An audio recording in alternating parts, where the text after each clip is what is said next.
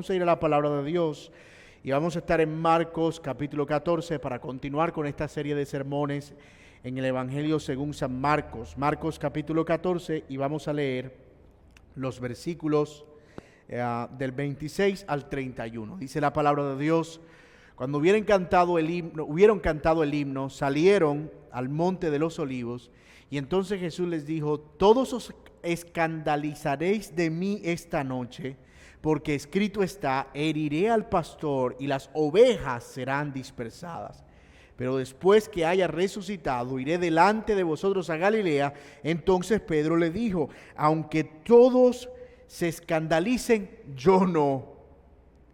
Y le dijo Jesús: de cierto, te digo que tú hoy, esta noche, antes de que el gallo haya cantado 2 veces, me negarás 3 veces. Mas él con mayor insistencia decía: si me fuere necesario morir contigo, no te negaré. Y también todos decían lo mismo. Oremos. Padre, te damos gracias por tu palabra. Permitirnos venir a ella, Señor, para ser edificados y animados. Y rogamos, Señor, con todo nuestro corazón, que tú nos ayudes, que tú nos fortalezcas, que tú nos concedas tu gracia y el privilegio, Señor, de poder servirte, de poder, Señor, ser animados por ti. Que tu palabra encuentre un lugar en nuestras necesidades y en las necesidades de los corazones que escuchan en general.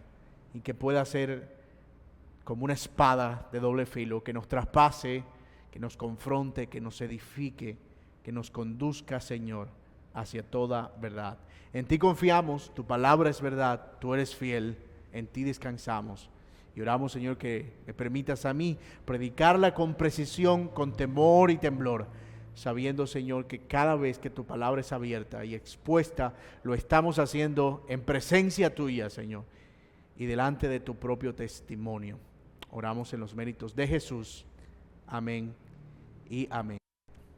Muy bien.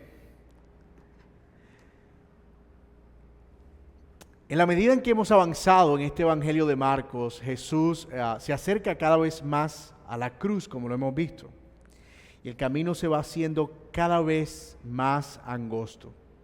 Primero, nosotros vimos que Jesús era seguido por una gran multitud de personas, y luego esa multitud de personas se convirtió en un grupo reducido, pequeño. Luego Él entra a Jerusalén, y entonces esas personas que antes le seguían, ahora son sus perseguidores, especialmente la nación de Israel. Y una de las cosas interesantes que nosotros vemos es la manera en que poco a poco el embudo se va haciendo cada vez más estrecho. Por un lado nos encontramos con uno de sus discípulos que lo traiciona, y además de eso, sus otros discípulos lo dejan en el momento más difícil de su vida, para luego tener que ir a la cruz, donde luego será dejado también por el Padre a causa de llevar el peso de su pecado, o de nuestros pecados, sobre sus hombros. Entonces el camino hacia la cruz es un camino que va cada vez reduciéndose más. La situación se va haciendo cada vez más y más estrecha. Sin embargo, hay un pasaje que llama la atención y que, si bien está ligado a lo que nosotros vimos la semana pasada en la celebración de la Pascua del Señor Jesucristo, yo quise dejarlo para este sermón para ambientar un poco lo que será la situación que nosotros veremos desarrollarse en los versículos que son objeto de nuestro estudio en esta mañana. Noten, por ejemplo, en el versículo 26, cuando hubieron cantado el himno, salieron al monte de los olivos. Es increíble notar en ese pasaje un hecho tan curioso como que mientras nuestro Señor Jesús estuvo en esta tierra, Él cantó. Yo sé que eso suena normal, porque finalmente Él vivió una vida normal. Pero hay pocos pasajes, y más bien yo creería que este es el único pasaje en el que nosotros vemos al Señor Jesús haciendo algo tan íntimo, pero al mismo tiempo algo con lo que podemos identificarnos tan detalladamente como lo es cantar. Pero esto cobra todavía mucha más relevancia al mirar la situación que estaba rodeando a esta escena y lo que vendría más adelante. Jesús acaba de sufrir la traición y sabe que en ese momento uno de sus discípulos lo está traicionando y sabe además que sus discípulos, los demás, lo van a dejar. Sabe además que tiene que ir a la cruz a morir, a llevar una cruz, una carga muy grande, la carga del pecado de la humanidad. Sin embargo, vemos aquí al Señor Jesucristo cantando. Y eso, hermanos, tiene que darnos a nosotros una idea de cómo en medio del sufrimiento nosotros podemos continuar alabando y glorificando el nombre de nuestro Señor. Cantar era una práctica común en la celebración de la Pascua. Normalmente se cantaba algún salmo entre el Salmo 115 y el Salmo 118, y puede ser que haya sido uno de esos cánticos o probablemente un cántico mucho más contemporáneo, y por lo menos para la época en la que ellos estaban viviendo. Lo cierto es, como quiera que sea, que el Señor Jesús termina en ese momento dando gloria y alabanza al Señor, y en el marco, en los preparativos de lo que será también su muerte y su pasión en el huerto del Getsemaní. Después que Judas fue a vender a Jesús, nosotros lo vimos cuando estaban allí en la cena, Jesús toma el pan con los discípulos, pero Judas se levanta y va a vender a Jesús. Algunos de los discípulos tal vez estaban pensando que el traidor ya había sido descubierto, ¿verdad? Judas no estaba con ellos y ellos sospechaban en cierta manera por las prácticas de Judas con respecto a las ofrendas que este era el traidor del que Jesús había hablado. Y es posible también que ellos empezaran a sentir cierta confianza en sus propios corazones. Así que lo que hace el Señor Jesucristo con el anuncio que nosotros veremos, tal como lo vimos en el pasaje, es recordarles que ellos no están en una posición mejor que la de Judas. No me refiero al hecho de que sean tan traicioneros como él, pero me refiero al hecho de que ellos no están en ese momento en una posición de privilegio, como diciendo, mira, ya el traidor salió y aquí estamos los que somos, ya nada malo puede salir de entre nosotros. Entonces eso hace que el pasaje que nosotros vamos a examinar en la mañana de hoy sea más relevante. Las palabras del Señor Jesucristo, como dijimos, son el anuncio de que sus discípulos todos lo van a abandonar en el momento más crítico de su vida, y también cuál es la respuesta que los discípulos, y en especial Pedro, tiene ante esta declaración.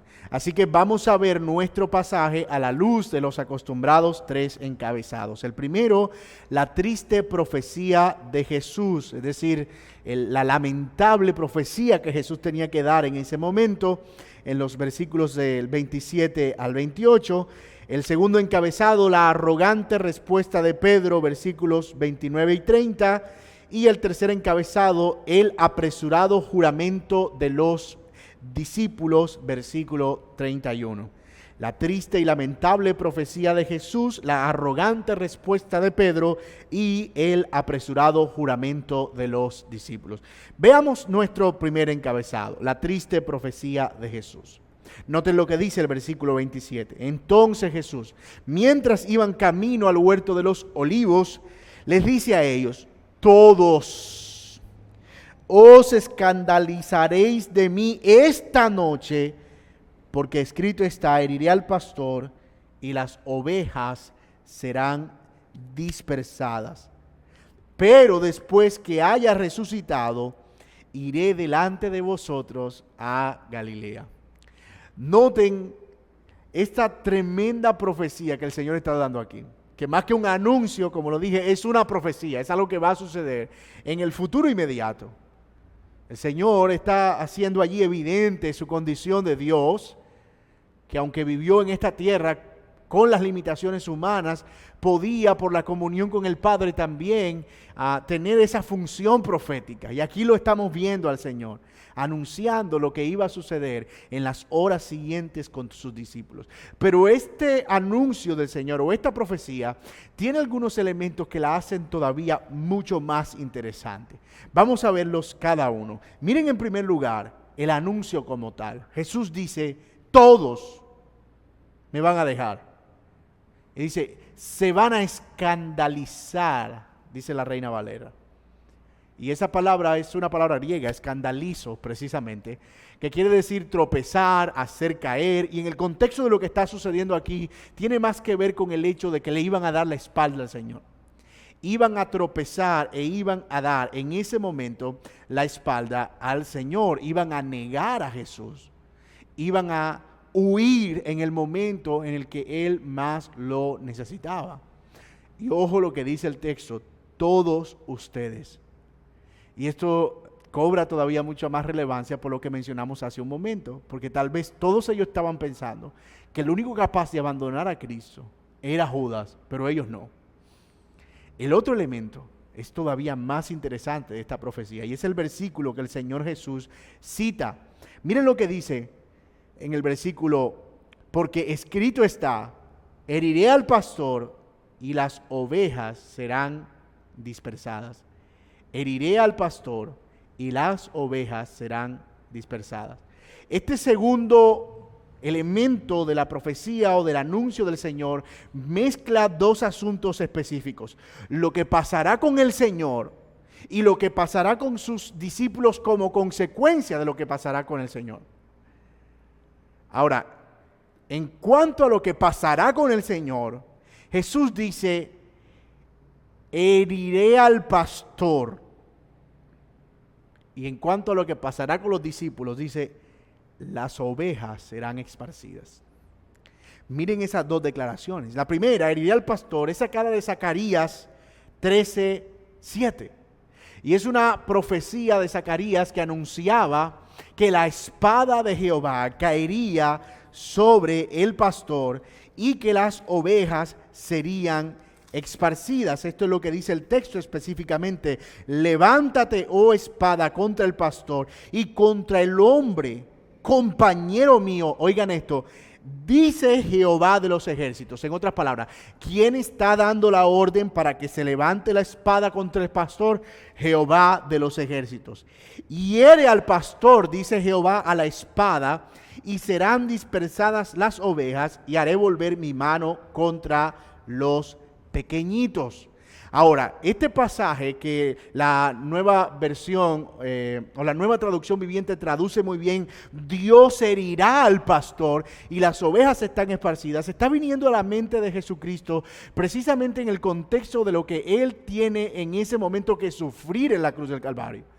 Jesús sabe que va a la cruz y que va a llevar sobre sus hombros todo el peso del pecado de la humanidad. Probablemente lo que está en su mente también es Isaías 53, que Dios dispuso su muerte, Dios cargó sobre él el pecado de los hombres, Dios lo puso como para que él fuera herido. Es decir, todo lo que el Señor Jesús está cumpliendo en la cruz del Calvario no es más que la voluntad y la demanda de justicia de Dios.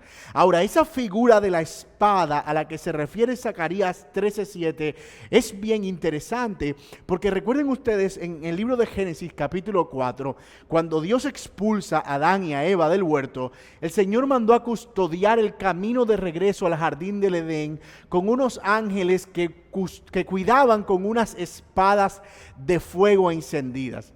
Y ellos, su misión era evitar que ellos encontraran el camino de regreso. Así que a lo que esta profecía apunta es que esa espada, que era la demanda de justicia de Dios, lo que recordaba la santidad de Dios y que recordaba que el pecado debía ser castigado, esa espada ahora iba a caer sobre el Hijo de Dios y la ira del Padre iba a ser aplacada y entonces el camino hacia la vida eterna iba a ser abierto. Mis amados, eso es exactamente lo que sucede con Cristo en la cruz.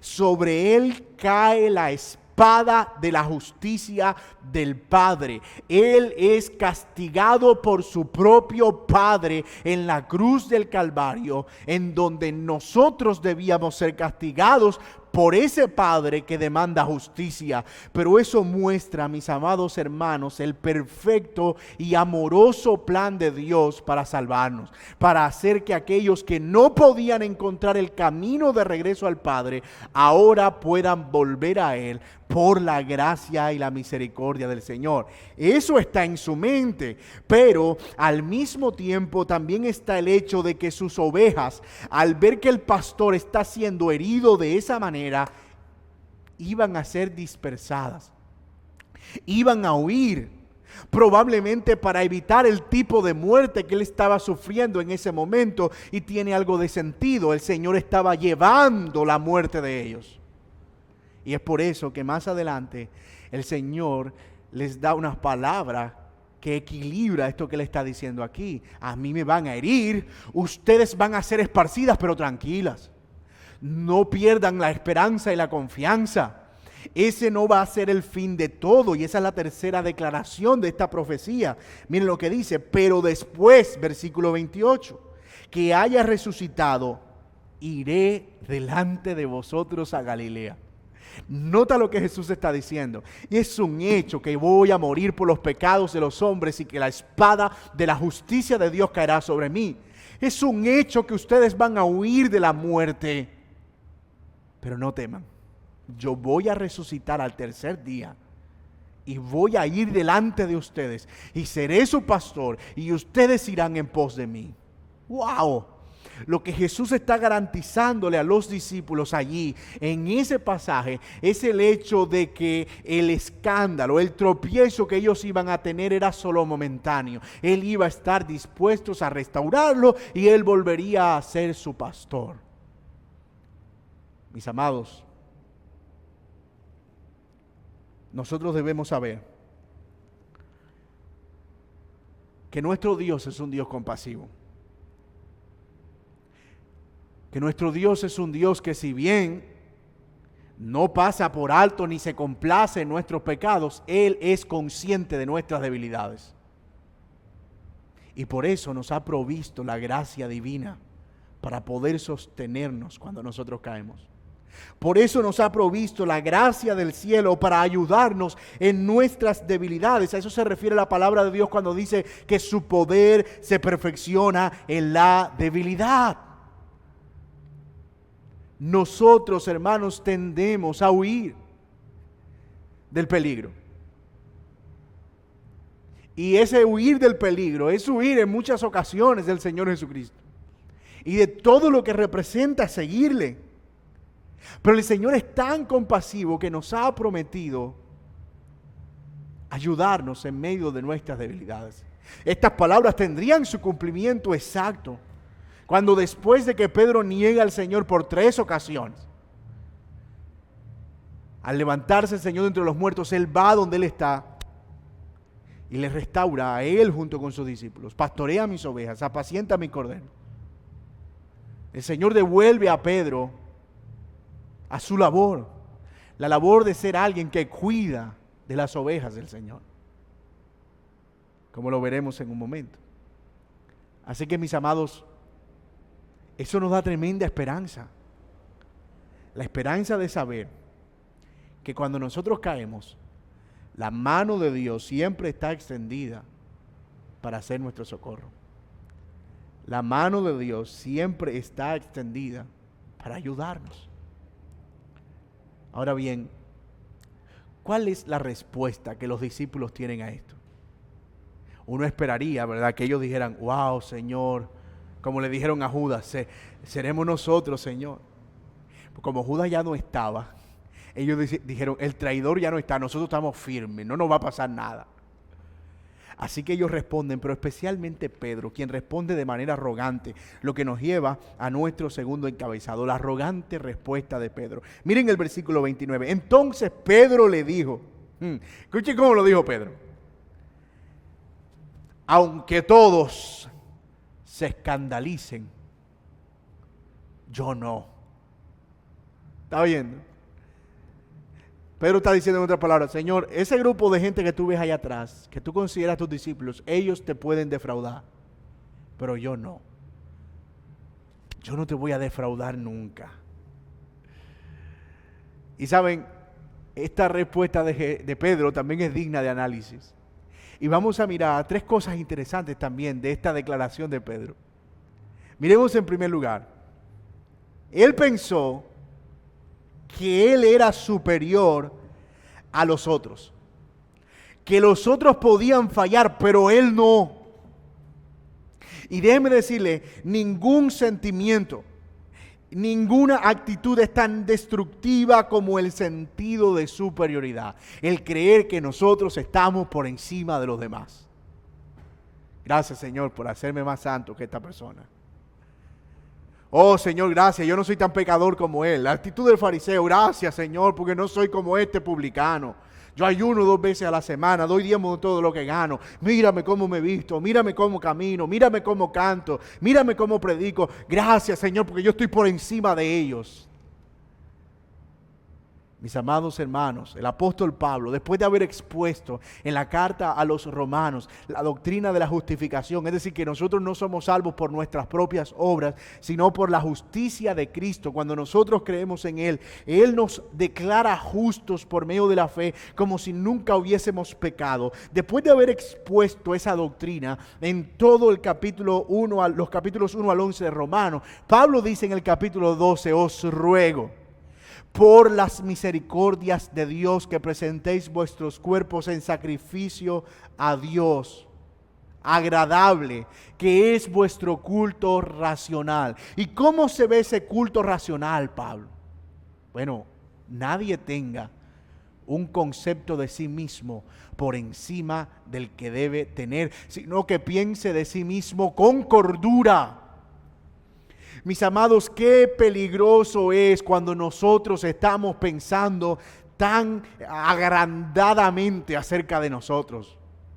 Cuando estamos pensando que somos infalibles, cuando estamos confiando tanto en nuestra propia suficiencia. Cuando estamos viendo a los otros como menos capaces que nosotros. ¿Qué es pensamientos, hermanos?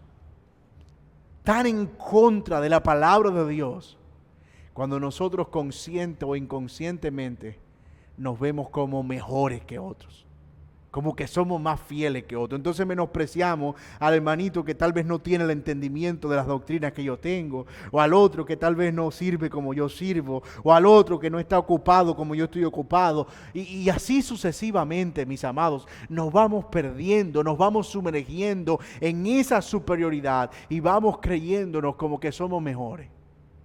Pero eso no es todo lo que nosotros vemos en Pedro. En Pedro también estamos viendo que él ignoró la palabra de Jesús. Él ignoró lo que Jesús le estaba diciendo en ese momento.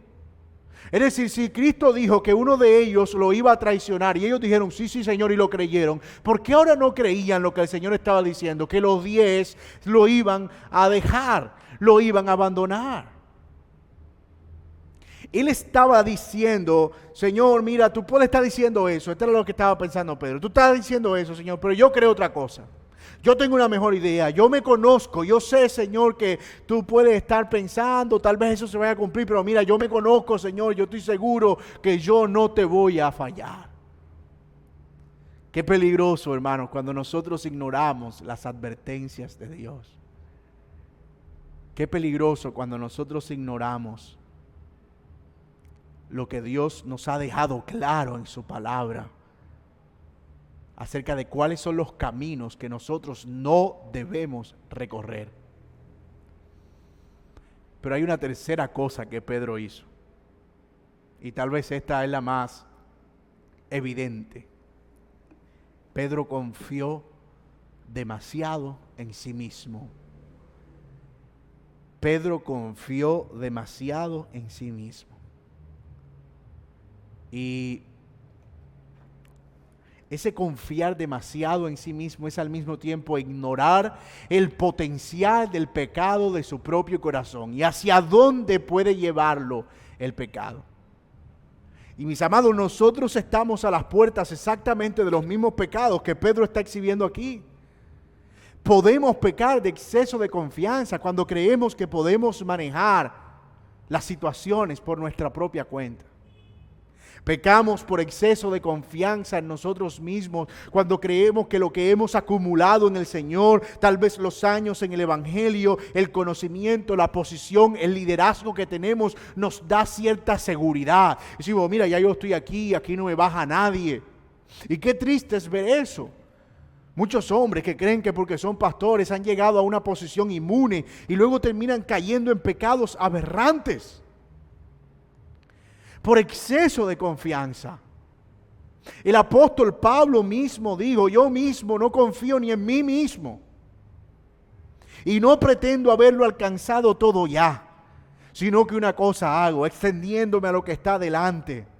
Corro esta carrera y golpeo, no como quien golpea la aventura, no como quien golpea el aire, sino como quien golpea su propio cuerpo. No sea que habiendo sido heraldo para muchos, yo mismo venga a ser el descalificado, dice el apóstol Pablo. Y nota cómo un hombre a la edad de Pablo todavía está diciendo, yo desconfío de mi propia carne, desconfío de mí mismo, desconfío de mi corazón, desconfío de mis títulos, desconfío de todo aquello que pueda garantizarme cierta seguridad. Mi amado hermano, corremos un gran peligro cuando ponemos nuestra confianza en cosas en esta tierra que perecen y no descansamos en el Dios de los cielos. Una de las formas más peligrosas incluso de autoconfianza es creer que ya no necesitamos de los medios de gracia, que ya hemos leído la Biblia lo suficiente, que ya hemos orado lo suficiente, que nos hemos congregado lo suficiente, que hemos servido lo suficiente. Y entonces empezamos a descansar en los réditos de eso que creemos que hemos ganado. Pero mis amados hermanos, nosotros no estamos acumulando nada en el Señor, ni nuestros pies caminan sobre una montaña de virtudes que hemos acumulado a lo largo de nuestro trasegar. No, mi hermano, cada día nosotros vamos renovando, las misericordias de Dios se renuevan porque cada día nosotros las necesitamos. Lo que nosotros ganamos hoy nos sirvió para el día de hoy, lo que vivimos hoy nos vivió para el día de hoy. Pero mañana vamos a necesitar la misericordia de Dios y vamos a necesitar los mismos medios de gracia. Por lo tanto, cuando nosotros estamos confiando en nosotros mismos y estamos creyendo que ya hemos llegado a un punto en el que no necesitamos hacer ciertas cosas porque ya estamos aquí y ya estamos en un nivel de madurez y ya alcanzamos cierto conocimiento, mira mi hermano, eso no es más que necedad, una peligrosa necedad que puede llevarnos a la destrucción.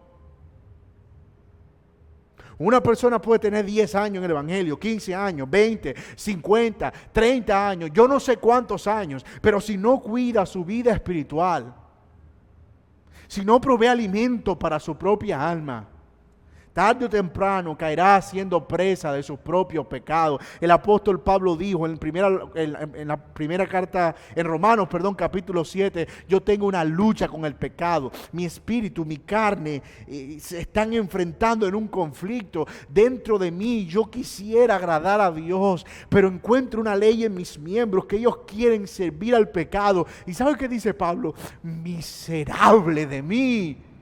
¿Quién me librará de este cuerpo de muerte? Mis amados, nosotros no tenemos razón alguna para confiarnos de nada. Porque tanto nuestro corazón como nuestra carne pueden traicionarnos y llevarnos al pecado, aún engañados de que estamos haciendo lo correcto. Yo puedo manejarlo. Yo lo tengo en control. No te preocupes, todo esto está dentro de lo controlable. No, tranquilo, yo puedo aguantarme, yo puedo sostenerme. No, mi hermano. ¿Sabe qué dice Pablo cuando dice miserable de mí?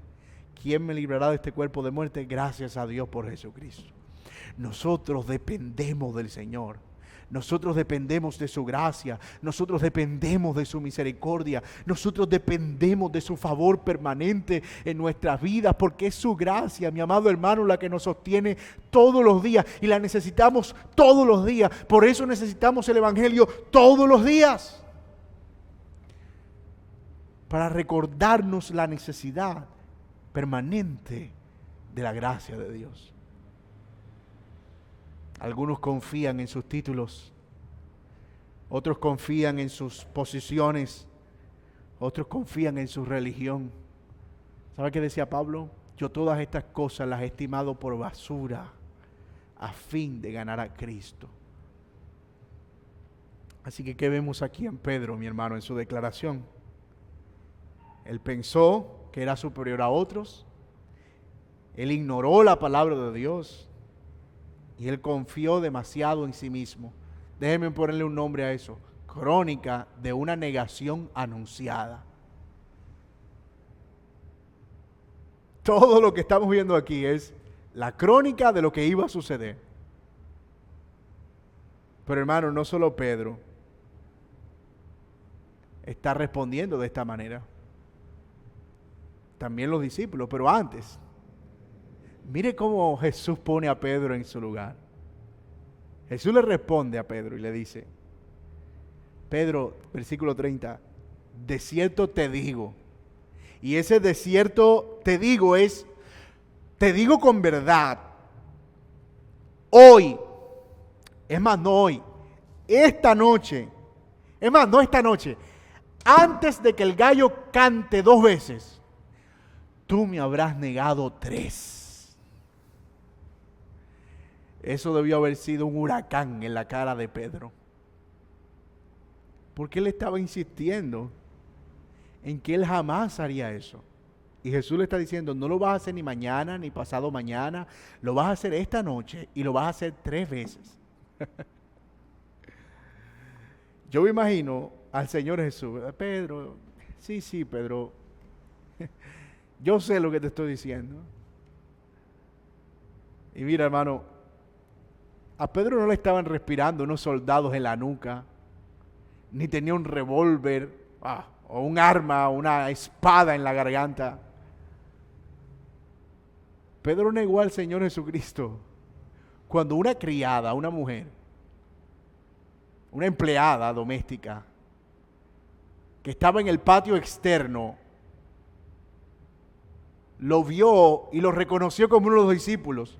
Dijo, mira, a mí me parece que tú eres de ellos. No, yo no conozco a Jesús. 3 veces Pedro negó al Señor Jesucristo. ¿Cómo nos engaña el corazón, mis amados? Y por eso nuestra confianza debe estar en lo que la Biblia dice que nosotros somos y no lo que nosotros pensamos que somos o creemos que somos. Mira la respuesta entonces de los discípulos, y esto nos lleva a nuestro tercer encabezado, versículo 31. Mas él, Pedro, con mayor insistencia, es decir, todavía seguía, si me fuere necesario morir contigo, no te negaré. Ay, Pedro, ni siquiera estuviste en peligro de muerte, Pedro. Y negaste al Señor 3 veces. Ante una mujer que pudo descubrirte. Ni siquiera en peligro de muerte. Pero mira aquí está lo curioso. También todos decían lo mismo. Si los discípulos que estaban viendo la escena, los 10, de repente ellos ven a Pedro fajado con el Señor Jesucristo allá. Señor, mira, yo no te voy a negar, yo te voy a estar firme contigo hasta el final. Y ellos dicen, pero ve acá, ¿acaso Pedro es más que nosotros? Señor, si Él está contigo, nosotros estamos contigo, estamos firmes, vamos hasta la muerte. ¿Quiénes están con el Señor? Todos, Señor, estamos hasta la muerte contigo. Siquiera Pedro siguió al Señor Jesucristo hasta el patio. Pero estos, cuando vieron venir a los soldados, se fueron y dejaron al Señor Jesucristo solo. Y eso nos muestra lo rápidos que somos nosotros para hacer compromisos y hacer bulla. Somos creyentes, vamos a conquistar al mundo, vamos a salir a predicar el evangelio de las naciones, vamos a hablar la verdad, Dios nos está llamando, somos los guerreros de Dios. Salieron de la puerta, ¿qué fue lo que predicaron hoy? Porque somos rápidos para hacer esos compromisos. No queremos vernos como quienes son menos. Y entonces intentamos llegar hasta allá. Y para hacerlo, para presentar una imagen mucho más buena de nosotros, empezamos a empeñar nuestras palabras. Como el borracho que le dice a su esposa, mira, yo no vuelvo a tomar más, te lo prometo, esa fue la última vez, yo te juro por mi mamá que yo nunca más vuelvo a probar una botella. Y eso es parte también de ignorar que en nuestras propias fuerzas nosotros no podemos vencer el pecado, ni el temor, ni el miedo, ni la frustración. Nosotros necesitamos del Señor. Por eso es que el autor de Eclesiastés, Salomón, dice: cuando vayas a la casa de Dios, no te apresures a hacer promesas que no vas a cumplir. Mejor es que no prometas a que prometas y no cumplas. Cuida tus palabras, dice Santiago, sé pronto para oír, tardo para hablar. Sean pocas tus palabras. El Señor Jesucristo, tú sí sea sí, tú no sea no. No te hagas compromisos, ¿verdad? Porque a veces cuando llega el 31 de diciembre estamos ahí: Señor, yo te prometo que voy a ser un mejor cristiano, voy a leer la Biblia completa este año. Señor, este año sí voy a servir en ese ministerio. Señor, este año sí voy a aprender esto, sí voy a enseñar aquello, sí voy a hacer esto otro. Este es mi año, Señor. Pero cuando es febrero no hay ni siquiera memoria de esos compromisos. Yo no estoy diciendo que no se deban hacer resoluciones. Yo creo que es bíblico hacer resoluciones. Daniel las hizo, pero son resoluciones que están amparadas en el reconocimiento de que somos débiles y necesitamos del sustento de Dios. Son resoluciones realistas, que contemplan que nosotros no somos todopoderosos para poder llevar esta vida por nuestra propia cuenta. Y esto es lo que están haciendo los discípulos aquí: ignorar por completo eso y decir: Señor, nosotros vamos a estar contigo y vamos a morir. Nadie está dispuesto a morir por Cristo a menos que entienda lo que significa que Cristo haya muerto por él. Mientras tanto, todo lo que salga de nuestros labios serán solo palabras bonitas. Ahora, el peligro de todo esto es la frustración que eso añade. Porque al hacer promesas sobre promesas que no se cumplen, porque son promesas basadas en lo que nosotros creemos que podemos hacer por nuestra propia cuenta, hacemos una promesa aquí, hacemos otra promesa acá, y vamos fallando y añadiendo frustración a la frustración. ¿Y sabe qué sucede? Que llega el momento en que dice: ¿sabe que yo no voy a prometer más nada? Ya yo he prometido tanto, siempre me equivoco, siempre caigo y siempre pasa lo mismo. Y tú no puedes continuar con tu vida así. Tú necesitas del Señor, aferrarte a Él y entender que si tú no estás amparado en la mano del Altísimo, tú no podrás cumplir eso que tú dices que te prometes. Debes reconocer que eres débil, que tu carne te engaña, que puede traicionarte. Mis amados hermanos, ¿qué hemos visto nosotros hasta aquí? Hemos visto que seguir a Jesús tiene un alto costo, un alto precio. Seguir a Jesús es seguir al que fue herido por nuestros pecados, al que sufrió y sobre el que cayó la espada de la justicia de Dios. Y nosotros debemos calcular eso. Seguir a Cristo no es un camino rosado donde todo sale color pastel y nunca hay dificultades.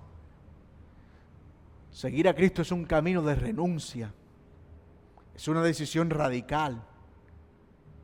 Seguir a Cristo es andar en una senda que posiblemente termine con la muerte. Pero mis amados hermanos, allá nosotros somos llamados. Y eso debemos considerarlo. Hemos visto que no debemos ignorar nuestra debilidad. Y debemos correr siempre a Él, porque Él es el que nos sostiene. Nosotros no somos Superman. Somos cristianos frágiles. Y cuando digo cristianos frágiles, me refiero a que somos humanos y somos frágiles. Y el Señor entiende perfectamente eso. Y por eso sus brazos siempre están extendidos, mis amados, para que nosotros siempre corramos a Él. La vida cristiana no es una carretera plana, con pasto a los lados donde caminas con todas las comodidades. No, no, no, no. Tampoco es una carrera de 100 metros que corres al principio y listo. No, es una maratón, haz de cuenta. Si has visto las Olimpiadas alguna vez, una maratón son 42 kilómetros, una carrera de 100 metros son 100 metros planos. Si tú empiezas a correr una maratón, como corres 100 metros planos, no alcanzas a recorrer 2 kilómetros, por muy atleta que seas, a esa misma velocidad. Y esta carrera nos va a tomar mucho más tiempo. Es un camino largo. Y en ese camino es posible que nosotros caigamos, que nuestros pies se deslicen, que nos escandalicemos o tropecemos, como dice el Señor aquí. Pero también es importante recordar que la mano, los brazos del Señor siempre están abiertos para sostenernos. Y tal vez tú en este momento me estás escuchando y estás pensando en que has caído tantas veces que ya no vale la pena continuar. Pero déjame decirte que la mano de Dios sigue estando allí. Él sigue siendo el pastor que está delante de nosotros. Y si tú te levantas hoy y corres a Él en arrepentimiento y fe, Él va a entender tu debilidad. Él va a entender tu necesidad y Él va a perdonar tus pecados y será tu ayuda e irá delante de ti como va delante de todos aquellos que confían en Él. Si tú no has cometido el pecado imperdonable y si estás viendo esta predicación, el Señor te llama a confiar en Él completamente y Él te dará descanso. Esa es una de las más bellas promesas que nosotros tenemos en la Escritura. Jesús cumplió eso con Pedro. Cuando Pedro cae y niega al Señor Jesucristo, él se va, él dice, yo no sirvo para esto, y se quita la ropa y busca de nuevo la red. Él la había tirado cuando el Señor lo llamó, pero dice, yo no sirvo ni siquiera para ser un discípulo de Cristo. Así que toma la red y está pescando allí, pero allá llega el Señor. Tú me amas, Pedro. Señor, tú sabes que te amo. No, pero en serio, tú me amas. Señor, tú sabes que te amo. Pastorea mis ovejas. Apacienta mis corderos. Pastorea mis corderos. El Señor restituyó a Pedro. Le devolvió su identidad. Porque no se trata en este camino de nunca tropezar y caer. Se trata en este camino de poner nuestra mirada en Cristo Jesús. Y aun cuando nosotros tropecemos, saber que nuestro blanco está allá. Y que hacia allá nosotros seguimos caminando. Que hacia allá corre nuestra fe. Nos vamos despojando de todo el peso del pecado que nos asedia. Y vamos corriendo esta carrera de manera liviana al supremo llamamiento. Y lo tercero que hemos visto aquí es que el Señor es compasivo y Él ha prometido estar con nosotros. Él entiende nuestras debilidades. Él entiende que somos carne y se compadece de esas debilidades. Mis hermanos amados, esto es sumamente esperanzador. Y nuestra confianza debe descansar ahí. Nosotros, como sus ovejas, estamos en peligro de escandalizarnos y ser esparcidos. Pero Él ha prometido estar delante de nosotros. No confiemos en nuestra propia suficiencia ni en nuestras propias fuerzas, sino que busquemos la ayuda del Señor. Y por último, descansemos en Él, que es nuestra esperanza, nuestro consuelo, y quien es suficientemente compasivo para sostenernos en nuestras debilidades. Mis amados, que el Señor nos ayude. Oremos. Señor, gracias por tu palabra, porque ella en ocasiones nos confronta, nos desnuda, y nos hace ver delante de ti, Señor, como quienes no tienen ni siquiera un ápice de justicia. Pero gracias porque al mismo tiempo ella nos conduce a Cristo, a descansar en sus brazos de amor y en su misericordia. Gracias por los hermanos que has permitido que escucharan la palabra hoy, y por las personas que han dispuesto sus oídos.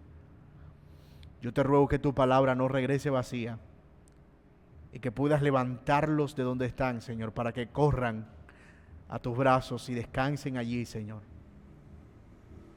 Te ruego que tu palabra, Señor, nos dé aliento en momentos como estos, porque nosotros no somos muy diferentes a Pedro ni a los discípulos, que nos estamos creyendo más que otros, desconfiamos de tu palabra, confiamos demasiado en nosotros mismos, y eso es una consecuencia de no confiar en tu palabra, confiar en nosotros mismos. Perdónanos por esos pecados, Señor. Perdónanos. Y con compasión extiende tus manos, Señor, para que podamos ser alentados, animados y fortalecidos. Señor, tú eres fiel.